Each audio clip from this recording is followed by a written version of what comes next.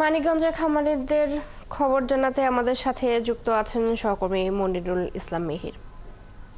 মিহির, নিশ্চয়ই শুনতে পাচ্ছেন, জেলায় কতটি কোরবানি পশুর হাট বসেছে এবার এবং হাটের তদারকি নিয়ে প্রশাসন কি বলছে?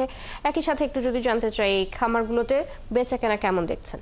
খামারে আসছি মূলত আসলে মানিকগঞ্জে 13,295টি খামার আছে ছোট বড় মিলে। আমরা এর আগে যে খামারিদের সাথে কথা বলছিলাম তারা আশা করছিলেন যে এই কোরবানির পশুগুলি তাদের খামার থেকে বিক্রি করবেন।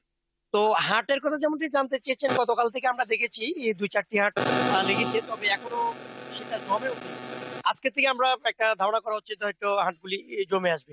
আর খামারিরা এখন পর্যন্ত তেমন গরু বিক্রি হয়নি। খামারগুলি তো আমরা দেখেছি যে বিভিন্ন খামারগুলিতে গরুগুলি রয়ে গিয়েছে। আমরা এখন যে খামারে আছি এখানেও তাদের কোরবানি উপযোগী গরু আছে 17টি।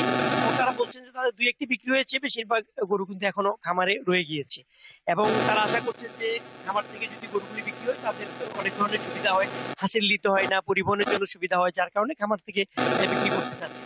তো তারা বিভিন্ন খামারিরা আজ পর্যন্ত অপেক্ষা করবেন। আজ না হলে কাল থেকে হয়তো তারা সেই গরুগুলি এই খামারে থেকে হাটে নিয়ে যাবেন, হাট থেকে বিক্রি করবেন।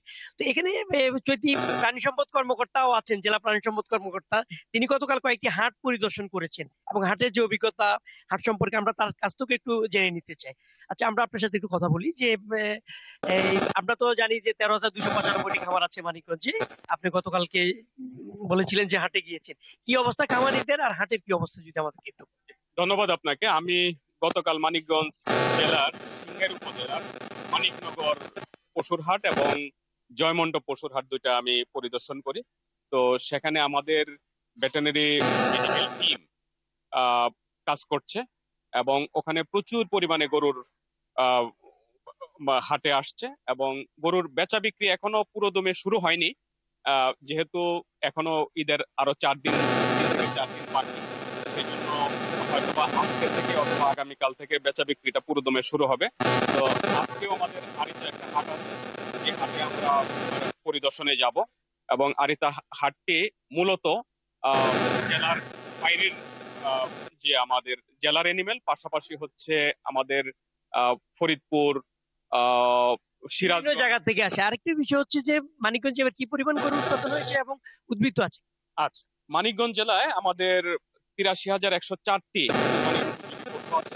যে পশুগুলিকে আমরা আহ, আমাদের যে জেলার চাহিদা প্রায় 52,000-এর কিছু উপরে জেলার চাহিদা আছে এবং 30,000-এর মতো পশু আমরা দেশে জেলার বাইরে, বিশেষ করে আহ, আমাদের পার্শ্ববর্তী যে রাজধানী শহরে বিক্রি করা হবে। অনেক অনেক ধন্যবাদ। চৈতি, শুনছিলেন আসলে মূলত আজ থেকে হাট জমে উঠবে এবং মানিকগঞ্জে মোট 19টি হাট আছে। প্রতিটি হাটে আজ থেকে বিভিন্ন জায়গা থেকে গরু আসবে এবং হয়তো ক্রেতা বিক্রেতার একটা সমাগম হাটগুলিতে ঘটবে।